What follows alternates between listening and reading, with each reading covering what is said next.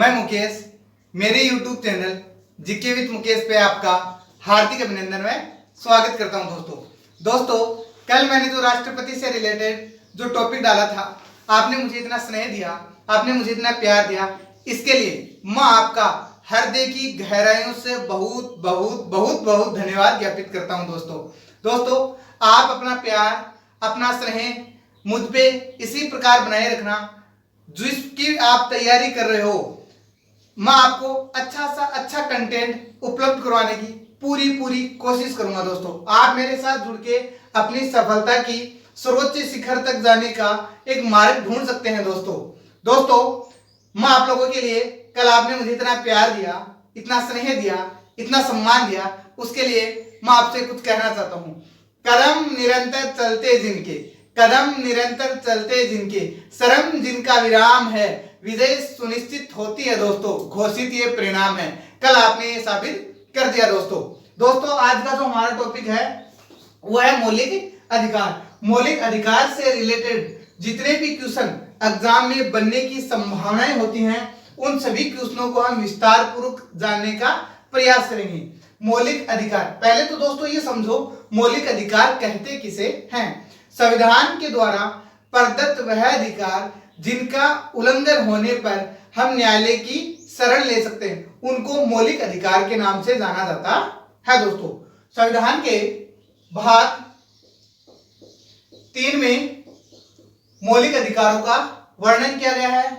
अनुच्छेद 12 से लेके 35 तक मौलिक अधिकारों का वर्णन देखने को मिलता है। क्वेश्चन ऐसा आता है दोस्तों, ऑब्जेक्टिव टाइप का, मौलिक अधिकारों का विवरण किस संविधान के भाग में है, तो भाग 3 में है। अनुच्छेद 12 से लेके 35 तक है। एक शब्द आता है दोस्तों मेग्ना कार्टा। मेग्ना कार्टा, संविधान के किस भाग को मेग्ना कार्टा कहा जाता है दोस्तों, तो संविधान के भाग 3 को मेग्ना कार्टा के नाम से जाना जाता है। दोस्तों एक बार मैं वापस पुनरावृत्ति कर देता हूं।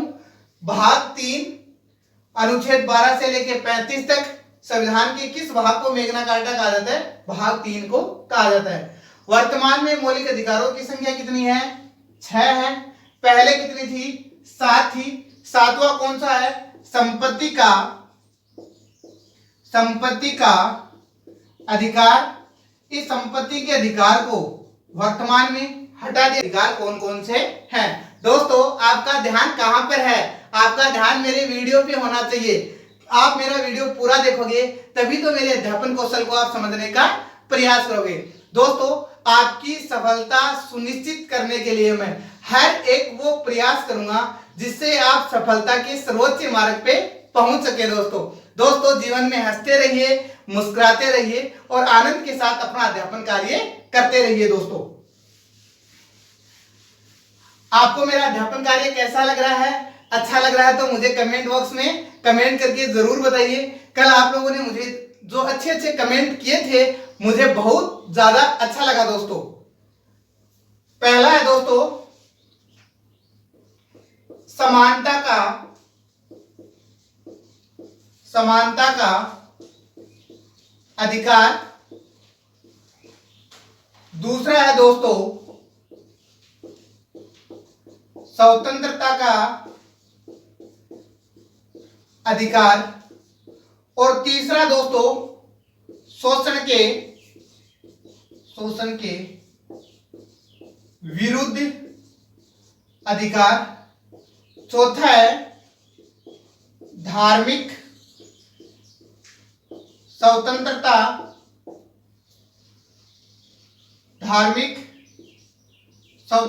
का अधिकार। और पांचवा है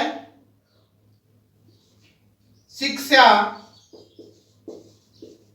व संस्कृति का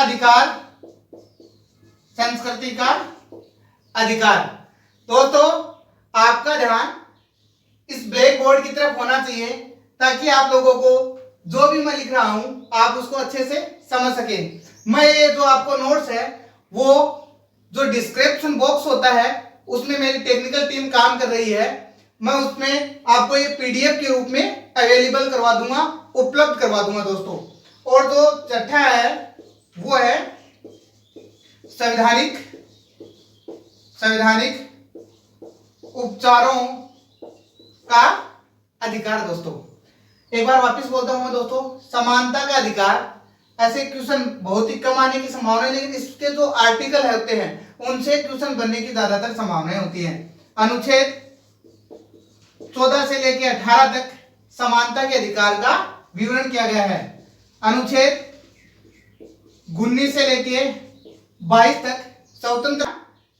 इस ब्लैक बोर्ड की तरफ होना चाहिए ताकि आप लोगों को जो भी मैं लिख रहा हूं आप उसको अच्छे से समझ सकें। मैं ये जो आपको नोट्स है वो जो डिस्क्रिप्शन बॉक्स होता है उसमें मेरी टेक्निकल टीम काम कर रही है, मैं उसमें आपको ये पीडीएफ के रूप में अवेलेबल करवा दूंगा, उपलब्ध करवा दूंगा दोस्तों। और जो छठा है वो है संवैधानिक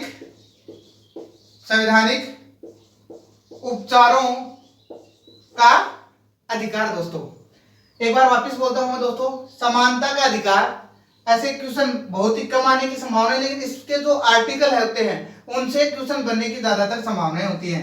अनुच्छेद 14 से लेकर 18 तक समानता के अधिकार का विवरण किया गया है। अनुच्छेद 19 से लेकर 22 तक स्वतंत्रता के अधिकार का विवरण किया गया है। अनुच्छेद 23 से लेकर 24 तक शोषण के विरुद्ध जो अधिकार है उसका वर्णन किया गया है। अनुच्छेद 25 से लेकर 28 तक है वो धार्मिक स्वतंत्रता के अधिकार का विवरण। सॉरी दोस्तों, अनुच्छेद 25 से लेके 28 तक है धार्मिक स्वतंत्रता के अधिकार का विवरण किया गया है। अनुच्छेद 29 से लेके 30 तक शिक्षा व संस्कृति के अधिकार का विवरण किया गया है। और अनुच्छेद 32 में संवैधानिक उपचारों के अधिकार का विवरण किया गया है। दोस्तों आपसे मेरा निवेदन है, वीडियो को पूरा देखना, आप इसको बीच में अधूरा मत छोड़ना। मैं आपको ये विश्वास दिलाता हूं दोस्तों, मैं वही चीज आपको पढ़ाऊंगा जो प्रतियोगिता परीक्षाओं को प्रत्यक्ष रूप से छूने वाली होंगी। दोस्तों मेरे YouTube चैनल को आप ज्यादा से ज्यादा सब्सक्राइब करें, ज्यादा से ज्यादा इसको शेयर करें। मुझे दोस्तों आप लोगों का स्नेह मिलता है, मुझे दोस्तों आप लोगों का प्रोत्साहन मिलता है, तो मैं और ज्यादा अच्छा करने का प्रयास करूंगा। अब हम लोग प्रत्येक आर्टिकल के बारे में पढ़ेंगे, समानता के अधिकार में क्या क्या लिखा हुआ है। दोस्तों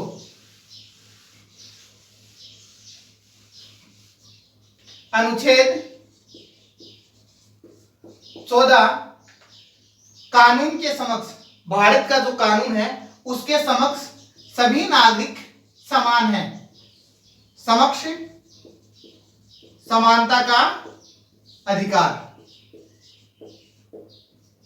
अनुच्छेद 15 धर्म, जाति, लिंग आदि के आधार पे आप दोस्तों किसी भी व्यक्ति के साथ, ये विश्वास दिलाता हूं दोस्तों, मैं वही चीज आपको पढ़ाऊंगा जो प्रतियोगिता परीक्षाओं को प्रत्यक्ष रूप से छूने वाली होंगी। दोस्तों मेरे YouTube चैनल को आप ज्यादा से ज्यादा सब्सक्राइब करें, ज्यादा से ज्यादा इसको शेयर करें। मुझे दोस्तों आप लोगों का स्नेह मिलता है, मुझे दोस्तों आप लोगों का प्रोत्साहन मिलता है, तो मैं और ज्यादा अच्छा करने का प्रयास करूंगा। अब हम लोग प्रत्येक आर्टिकल के बारे में पढ़ेंगे, समानता के अधिकार में क्या क्या लिखा हुआ है। दोस्तों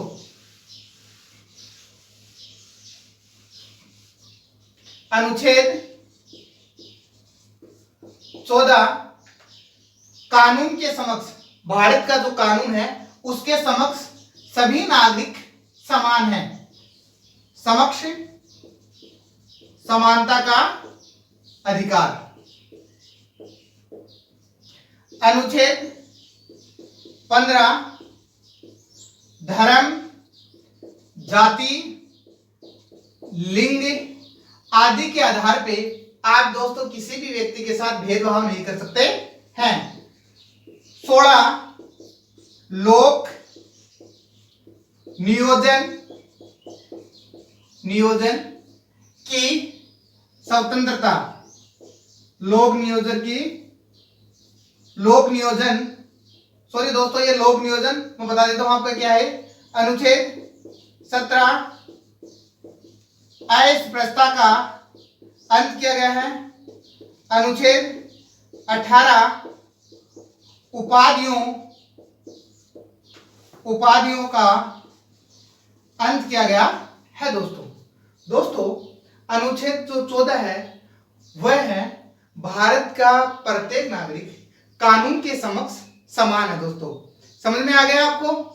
अनुच्छेद 15 है धर्म, जाति, लिंग, संप्रदाय के आधार पे आप किसी भी व्यक्ति के साथ भेदभाव नहीं कर सकते हैं। 16 है लोक नियोजन की अवसर की समानता जिसको बोलते हैं। अनुच्छेद 17 है अस्पृश्यता का अंत। सबसे ज्यादा दोस्तों जो क्वेश्चन एग्जाम में पूछा जाता है वो यही पूछा जाता है कि अस्पृश्यता का अंत किस अनुच्छेद के तहत किया गया है। अनुच्छेद 17 के तहत अस्पृश्यता का अंत किया गया है। अनुच्छेद 18 में उपाधियों का अंत किया गया है। दोस्तों आपको मेरा अध्यापन कार्य अच्छा लग रहा है तो आप लोग मेरे YouTube चैनल को ज्यादा से ज्यादा सब्सक्राइब करें, ज्यादा से ज्यादा उसको शेयर करें, अपने दोस्तों को बताएं कि हम लोग कुछ नया करने जा रहे हैं। आपको मेरा ये वीडियो देखने के लिए बहुत बहुत धन्यवाद दोस्तों।